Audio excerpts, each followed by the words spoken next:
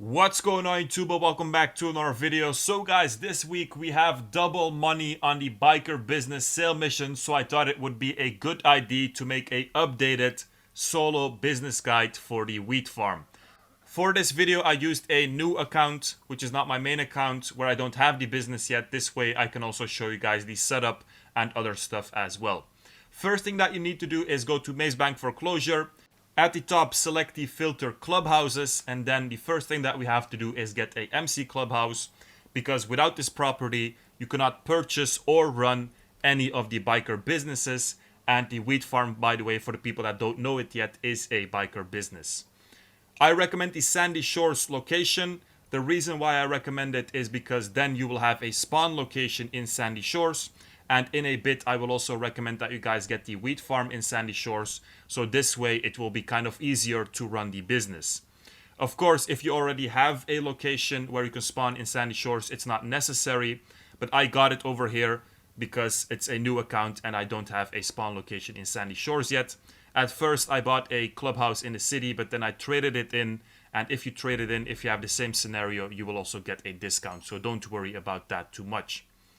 After you have a clubhouse, go to your office. The office might look a bit different, but simply go to the PC, log into the PC, and then on the left you can select wheat, and this will give you the 4 possible locations for the wheat farm. Now I just want to mention over here, the profits and the insights and also the cost of the upgrades is the same for all 4 locations. The only difference is really the location itself and also the look of the building. Besides that, the business and how it runs will be exactly the same. For each location, you can view the building, you can view where it is on the map. But like I said, I recommend the Sandy Shores location. This is the cheapest one. This is good for beginners, and to be honest, the location is just very good. Another one that I can recommend if you don't want to get it in Sandy Shores is downtown Vinewood. This is the one that I have on my main account. It has one small advantage, but for the rest, to be honest, it's all the same. So the cheapest one if you don't really care where your business is. So when you get to your business, it will be empty. Then of course you will have to set it up. So go to the PC in the back. There will be one option that you can select. And then during the setup mission, we're basically just going to get the equipment and also a first batch of supplies. So one batch will fill up the supplies entirely. So during the mission, very easy. You have to go to a location where there will be a van. Most of the time in a parking lot. It could also be a different type of vehicle. Inside equipment and supplies. Bring it back to the business, and that's all you have to do. When you get back, the equipment will be in your farm, but the staff will not be over there. For the staff to arrive, for some reason you have to wait another 15 to 20 minutes. And then after this, after the staff gets there, then of course the production process starts, and then you can start to make money. Now before the staff arrives, I actually recommend that you guys get the equipment and the staff upgrade. If you have the money, of course. Over here I only had the money for the staff upgrade, so I just got that one. Then I played some adversary modes, and then I actually did one sale, and then I got the equipment upgrade. But these upgrades, basically what they do is they speed up the production process, and also the value of your product becomes higher. Now to make that a bit more clear, what it exactly means, let me just explain very quickly how the business or all the biker businesses actually work. It's very simple. At the bottom right, you can see you have 2 bars, supplies and product. Supplies is what you steal or what you buy for your business. Your staff turns these supplies into product, and then after a couple of hours in real life, when you have some product, you can sell it. So by getting the equipment and the staff upgrade, the process of turning supplies into product will go faster, and also the amount of product or the value of the product that you get from the same amount of supplies will be higher. So just get the 2 upgrades. So I waited for a bit. I still didn't have enough money for the equipment upgrade, so I just decided to sell some product. So over here it had a value of 65k, and then if you sell it far away, so in my case in the city, you will always get a bonus of 50%. Another thing, if you sell in a public lobby with other people, for each player that is not a part of your MC, you will also get a bonus of 2%. The maximum that you can get is 50% if you have more than 25 players. So actually selling in a public lobby It's risky, of course, but you will get up to 50% more, which is, of course, a lot of money, especially if you're selling a lot of product. So instead of 97k, over here you can see I got 146, which is a bonus of 50%. For the people who don't want to do anything, by the way, in public lobbies, you can do everything in invite-only sessions as well. If you're watching guides, by the way, on YouTube, which are a bit older, also from me, people might say that you can only do it in public lobbies. This was the case before, but then Rockstar changed it, I think 1 or 2 years ago. And now, basically, for every business, you can do everything in invite-only sessions as well. So after we sold the product, my supplies are almost gone, but now I can get the equipment upgrade. But now, of course, we need to get new supplies for the business. I told you guys before as well, you could either steal them or you can buy them. And what I recommend is always just buy them. If you don't have the money in the beginning, you can steal them as well. But 75k for filling up the supplies entirely is actually very cheap. If you're gonna steal these supplies, you will have to do 3 to 5 missions. This will take you, I don't know, at least half an hour. And in half an hour, there is plenty of things that you can do in GTA to make more than 75k. It will take a while, 10-15 minutes for your supplies to get at your business, but when they do, you get a message from LJT, and then you don't have to do anything. The production will start automatically. The next thing we're going to take a look at is when do you sell your product, especially as a solo player. Before I tell you guys this, just some info. A full wheat farm, so full product, is worth 210k in a normal week. This week with double, you can see it's 420 at the bottom right.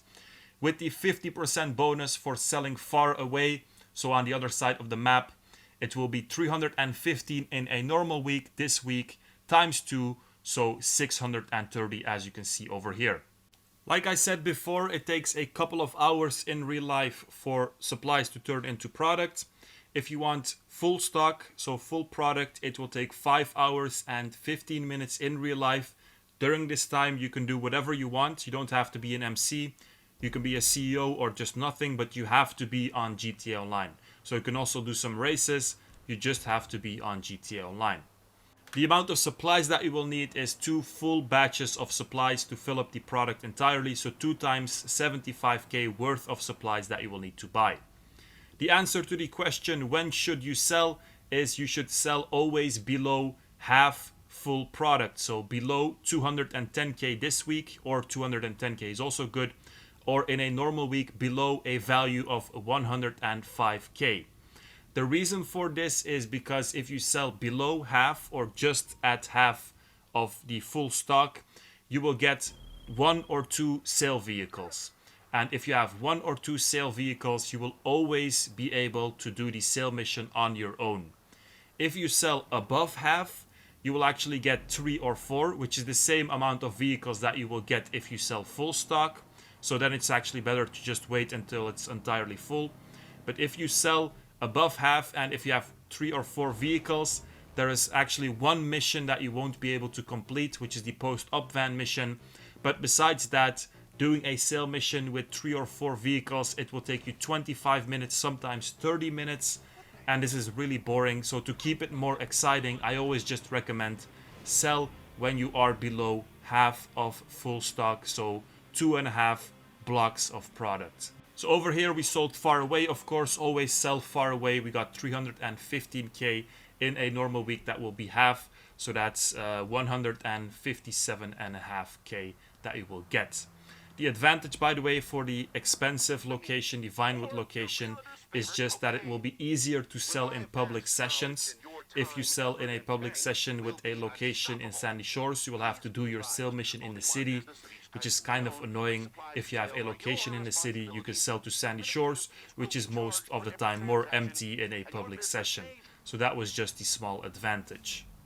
The last thing I want to tell you guys about is the stash houses. This is a daily free mode event in GTA Online.